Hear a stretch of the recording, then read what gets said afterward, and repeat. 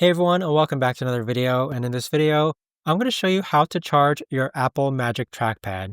Now, this video is going to be particularly useful for individuals. Let's say that you just got your Apple Magic Trackpad and you're wondering how to actually go ahead and charge it. Well, this is how you do it.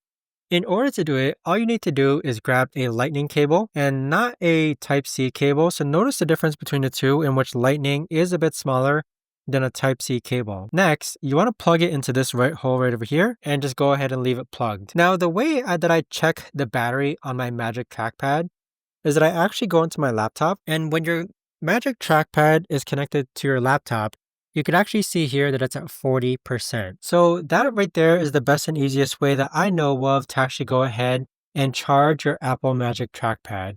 If you guys know of a better or easier way to actually do this, let me know in the comments down below.